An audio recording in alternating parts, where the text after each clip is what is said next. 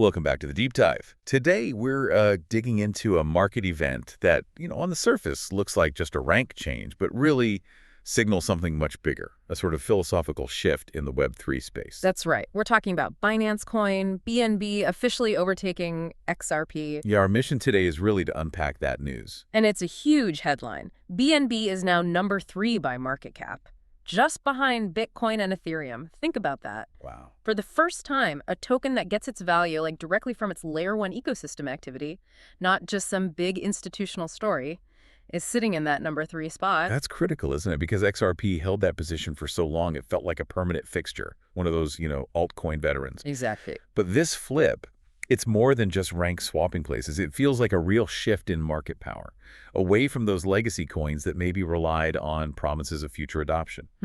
Promises or specific niche use cases. Right. And moving towards assets where you can actually see the usage, measure the utility, see continuous on-chain activity. Yeah, we've been digging through a whole stack of sources, articles, on-chain data, developer reports, all charting this exact move. And the timing is really interesting. How so? Well, you had BNB making this steady, pretty aggressive recovery, right? Driven by their own building and expansion. Yeah. While XRP was kind of stuck, mostly because of that ongoing regulatory fatigue, the SEC stuff, plus maybe a narrower focus overall. So the big question we're trying to tackle for you today is this it? Is the market finally saying, loud and clear, that it prefers these active multi-use ecosystems over, say, a specialized financial narrative? And what does that mean for the top cryptos going forward? Is this the new paradigm? Let's jump into it. Okay, so first things first, let's just nail down this new hierarchy. Bitcoin number 1, Ethereum number 2. No surprises there. Right. But now BNB is officially number 3, and XRP slides down to number 4. Just seeing that change on the charts has a big impact, visually and psychologically. Yeah, absolutely. So let's unpack that immediate significance. You have an exchange-backed layer 1 token taking the spot from an older coin focused mainly on institutional payments. That feels like a genuine turning point. It really does. It suggests the market is, well, it's rewarding proof over promises, right? It's looking at verifiable ecosystem use, actual on-chain activity, not just speculation or these really old narratives. Some of those narratives are like a decade old now. Exactly. And this ties right into what we're calling the functional asset paradigm. Binance's growth isn't just talk. You can measure it. Yeah. You see it in the BNB chain expanding, the demand from things like the Launchpad, all the DeFi stuff running on their smart contracts. It means investors aren't just waiting for some future regulatory green light anymore. They want to see economic activity now. Activity that actually drives demand for BNB itself. Precisely. Not just hypothetical future value. And looking at how this happened, the timing difference you mentioned earlier really highlights two different paths, doesn't it? Totally. BNB was executing this strategic plan, a measured recovery, constantly rolling out new products, scaling solutions like API BNB. Showing resilience. Yeah, real resilience. And then you contrast that with XRP's main problem. Yeah. That never-ending legal battle with the SEC. That regulatory fatigue just sucked the air out of the room for them. It's like a shadow hanging over it for years. It really is. And that ghost, it wasn't just an annoyance, it actively slowed things down. It limited liquidity, especially in the US, scared off developers, and basically put the brakes on serious institutional adoption, even when they had some favorable rulings. Right, because who wants to build on something where the legal status is still kind of murky? Exactly. BNB, sure, it faces its own scrutiny being tied to Binance, a centralized giant, but on the tech side, they had the freedom to just build and iterate much faster. So the big takeaway here is that BNB shows exchange tokens have kind of grown up. They're not just discount coupons anymore. Right. That's a great way to put it. They've evolved into legitimate layer 1 ecosystems, powerful ones, that can actually compete with the likes of Solana or Avalanche. They're proving they're foundational pieces of this Web3 economy. And setting a precedent, really, that a token tied to a huge user base and a working smart contract layer is now seen as more valuable, at least by the market, than a coin aiming to replace Swift. That's a powerful shift. Okay, let's zoom right in on BNB itself. What are the actual mechanisms driving this demand and its market value? At its core, BNB is like the fuel, the backbone for the whole Binance and BNB chain world. And it wears multiple hats, right? That seems key. It started as the way to pay trading fees on Binance, getting those discounts. Its original hook, yeah. Still important with Binance being the biggest exchange globally. But then it expanded. Now it's used for smart contracts on the BNB chain. It's the native asset for staking rewards. Yeah. It's got that dual-layer utility going on. And what's really interesting is watching it grow beyond just that discount token role. We Yeah. talk about ecosystem maturity. It's now absolutely central to everything happening on its chain. You've got huge DeFi protocols like PancakeSwap, a pretty lively gaming scene, NFTs. It's woven into the fabric. So that creates constant demand from people actually using the chain, not just holding BNB hoping the price goes up. Exactly. Transactional demand, not just speculative demand. And you mentioned concrete proof of usage. Where do we see that most clearly? What really drives the buy pressure? Well, think about things like Binance Pay. That lets people use crypto for real-world transactions, which takes it beyond just the crypto bubble. Okay, that's interesting. But the real engine, the structural driver, has to be the Launch Pool and Launchpad program. Yes. Explain that, because that feels unique to Binance's setup. It's a critical point for anyone watching this space. Every time Binance launches a new high-profile token, and they do this regularly with popular projects, there's this built-in massive wave of buy pressure for BNB. Why is that? Because usually you have to hold or stake BNB to even get a shot at participating in those launches. It's like the entry ticket. So it creates these predictable demand spikes almost every quarter. Yeah, pretty much. Regardless of what the broader market is doing, it's a genius mechanism from their perspective. And the network usage data, the on-chain stuff, does it back It this up? does. If you look at projects like PancakeSwap, its fee generation, its total value locked, TVL, those numbers show heavy, ongoing user engagement. And the number of active addresses on BNB chain often competes with, or even beats, other major layer ones. Okay, so the activity is there. What about the tech? Are they keeping up with scaling? That's where their layer 2 rollup, OPI BNB, comes in. This is a really important development. Explain what a layer 2 rollup does briefly. Sure. Basically, it's a way to handle transactions faster and cheaper. It processes a bunch of transactions off the main BNB chain, bundles them together efficiently, and then posts just a compressed summary or proof back to the main chain. So it takes the load off the main network. Exactly. Even strong chains can get congested when things get busy.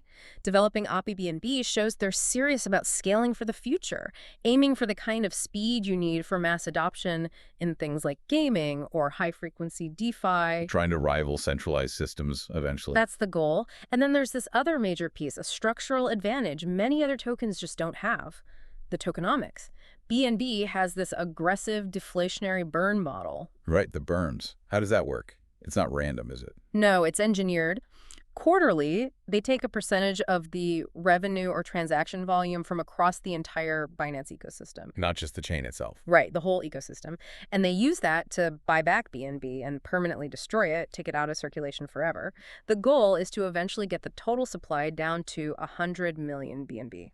So the supply keeps shrinking over time. Systematically. And that's crucial for the long-term value. It creates this constant, mathematically driven buy pressure. It acts like a structural support level that purely speculative assets, which only rely on new money coming in, just don't have. It's like a built-in demand sink. A very effective one.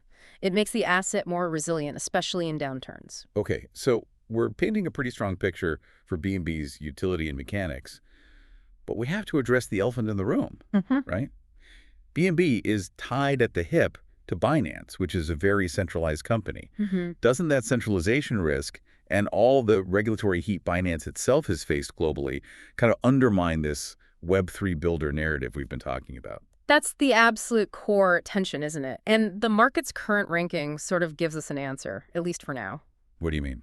While BNB Chain aims for more decentralization over time, a lot of its initial strength, its user base, its liquidity, comes directly from that centralized Binance backing. The market seems to be making a pragmatic choice right now. A trade-off. Exactly. It's choosing the efficiency, the easy liquidity access, the massive user base that Binance provides over the ideological purity of total decentralization, at least in terms of market cap and immediate utility. So guaranteed utility and scale are winning out over maximum trustlessness for the moment. It appears so, based on this ranking shift. Investors seem to prefer the practical benefits right now. So the big investor takeaway from BNB's rise is pretty clear then. You combine scale, real utility, smart tokenomics like the burns, and deep ecosystem integration. And that package can demonstrably beat assets driven purely by hype or a single narrow focus. It's rewriting the rules for what makes a top altcoin valuable. Definitely reframing that hierarchy. Right, now we need to flip the coin, so to speak, and look at XRP. To really get the full picture of this market shift, we have to understand why XRP stagnated and lost that number 3 spot. And you mentioned it before, but the main story there has to be the legal battle, right? The Ripple versus SEC case. Absolutely. We have to spend some real time on this because it wasn't just some minor issue. It's been a genuine, years-long drag on the project's momentum, almost an existential cloud. Even when Ripple got those partial wins in court last year. Even then, the tangible impact is clear. That constant legal uncertainty just put the brakes on innovation, on key partnerships, especially with cautious institutions. Let's get specific about that regulatory drag. What did it actually do? Well, beyond just the huge legal fees, it meant major U.S. exchanges delisted XRP or halted trading right after the suit was filed. That instantly cut off a huge pool of investors and liquidity. Right, I remember that caused massive volatility. Huge. And it created this environment of ambiguity. If you're a big financial institution or even a developer and you don't know for sure if the asset you're integrating might eventually be declared an unregistered security, you're going to hesitate. You probably look elsewhere, right? To platforms with clearer path. Exactly. You migrate to safer harbors like the EVM-compatible chains we talked about, where the rules feel a bit more settled, or at least the assets themselves aren't the direct target of a major lawsuit. So even that 2023 ruling, which said retail sales weren't securities transactions, didn't fully clear the air for their main institutional business. It helped, but the core question around institutional sales remained murky, and that's Ripple's main focus. So it prevented the kind of explosive, confident growth we saw in other assets during bull runs. You can almost measure the cost of that fatigue in lost market share and delayed network effects. Billions, potentially. Okay, so the legal battle was a massive headwind. What else contributed to XRP slipping? You mentioned focus earlier. Yeah, that's the other key contrast. Ripple's mission is still very much laser-focused on cross-border payments, being a bridge currency, maybe helping with CBDCs in the future. Which is a huge potential market, no doubt. Absolutely crucial for global finance. But compare that very specific, almost narrow focus to the incredibly broad scope of Web3 that BNB chain taps into. That's the synthesis, isn't it? BNB offers this whole economy, DeFi, games, NFTs, infrastructure, for thousands of projects. XRP is really good at one specific thing. Exactly. It feels more like a legacy project targeting one vertical, a very important one, but just one. It hasn't really evolved in step with the broader trends capturing developer and user attention in Web3 over the last few years. The market seems to be rewarding breadth and platform potential more than that specialized depth right now. It certainly appears that way, and this leads directly to how investors perceive these assets, which is critical for where the money flows. How are they perceived differently? XRP often gets tagged as the bank coin, right? It feels institutional, maybe a bit slower, tied to traditional finance. Some might even see it as less dynamic, less innovative than the newer platforms. Okay, the bank coin and BNB. BNB, as we established, is increasingly seen as the builder's coin. It's the engine for this massive exchange ecosystem. It feels innovative. It's constantly launching new stuff. There's always liquidity. That difference in perception must be huge for attracting developers and investment capital. It's night and day. If you're a developer wanting to build something fast and reach users quickly, where do you go? The platform tangled in lawsuits or the one launching popular projects every quarter with tons of users already there? The choice seems pretty clear from that perspective. Yeah, and that perception shift, combined with the regulatory drag and the narrower focus, really explains why XRP lost ground. Okay, so zooming out again, connecting this BNB XRP flip to the bigger picture. What's the main signal being sent to the whole digital asset market here? I think the signal is massive and unmistakable. The market is strongly rewarding these platform-driven assets. What matters most now seems to be the size, the activity, the overall health of the entire ecosystem built on top of the token. More than just the initial idea or how long an asset has been around. Yeah, it seems so. The narrative is less important than the reality of usage. And this heavily reinforces the dominance of Ethereum-compatible ecosystems. Why is EVM compatibility so important here? It's all about the developers. BNB chain is EVM compatible, meaning it uses the same basic language and tooling as Ethereum, which is where most Web3 developers learn their craft. So it's easy for them to switch over or build on BNB. Super easy. They can reuse code, leverage existing tools, deploy their apps with minimal changes. It drastically lowers the barrier to entry for builders. That's why chains like BNB, Avalanche, Polygon, all EVM compatible, just keep attracting so much developer focus. Right, and that creates that flywheel effect you mentioned. Exactly. Builders go where it's easy to build and where the users are. Liquidity follows the builders. Users follow the liquidity and the cool apps. And developers create more apps where the users and liquidity are. It just feeds itself. It's a perfect loop. And BNB's visible success now actively encourages more developers to choose it because they see the established user base and the on-chain activity. It's much harder for non-EVM chains, even established ones like XRP Ledger, to tap into that same momentum. So BNB hitting number 3 isn't just about pushing XRP down. It changes the whole competitive landscape below it. Totally. It raises the bar significantly. It sets a new benchmark for what a top-tier altcoin needs to deliver.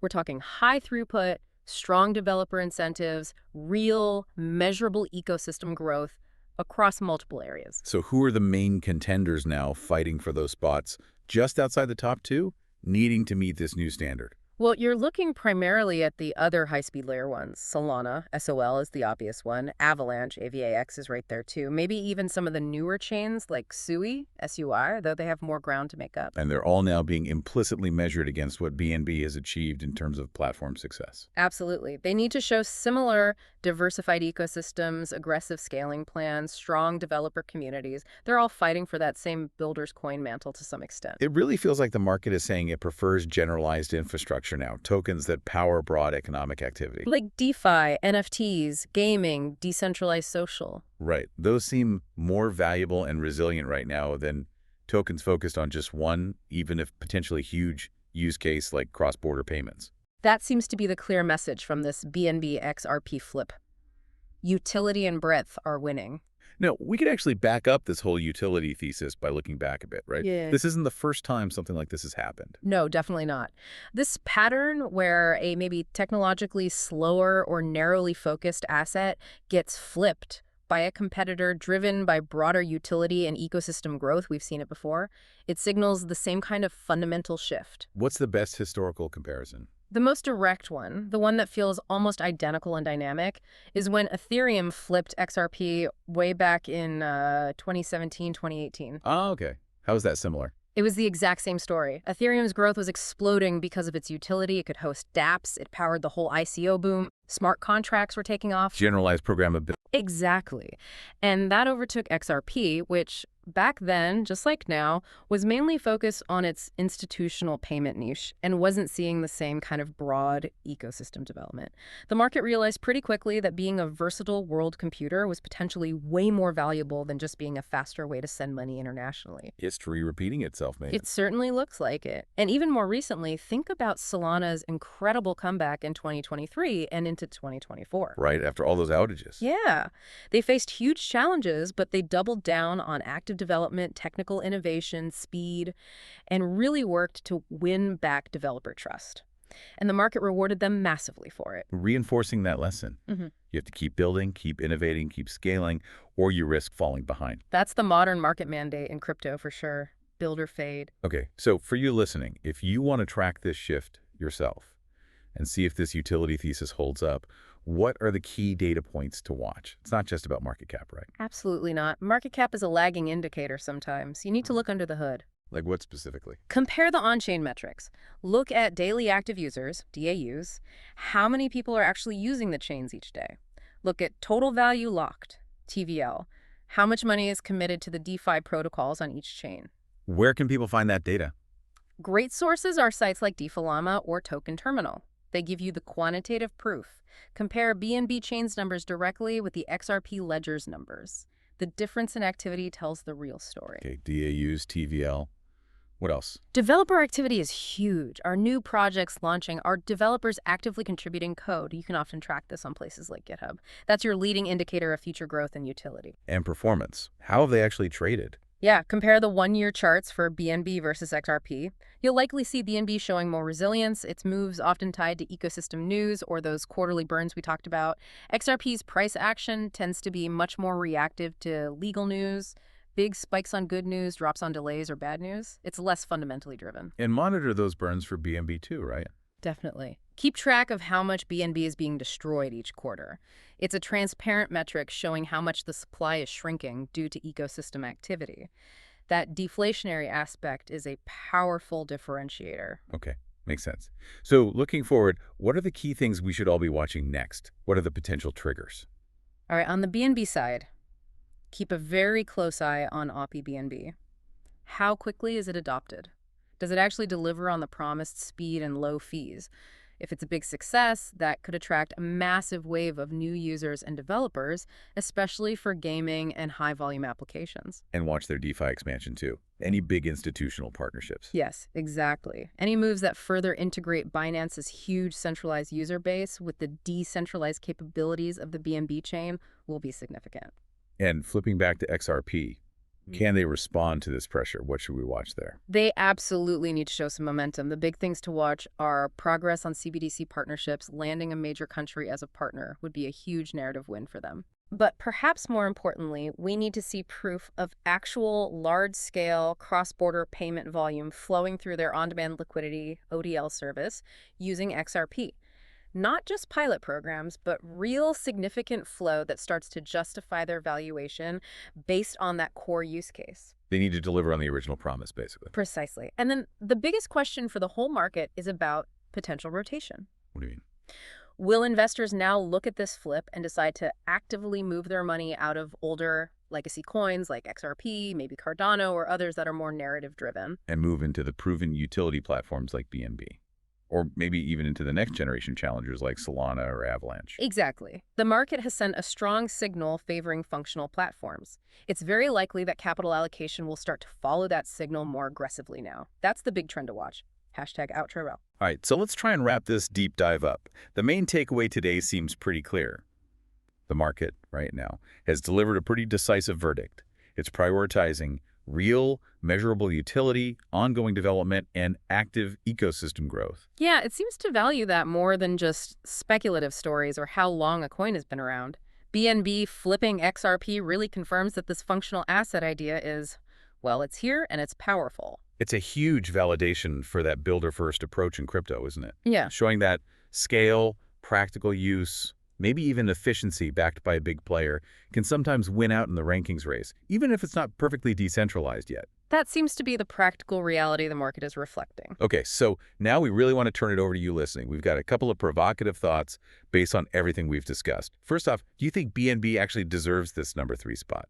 Based on the utility, the ecosystem, the burns we talked about? Or do you think XRP still has the potential, maybe with regulatory clarity or big partnerships, to fight back and reclaim that position soon? What's your take on that? And looking beyond just these two, the race for the top 5 is definitely getting hotter. Which token do you think has the best shot at making the next big move up? Could Solana flip one of them? What about Cardano or Avalanche? Yeah, who's next in line to potentially challenge this new hierarchy? We genuinely want to hear your thoughts and analysis on this.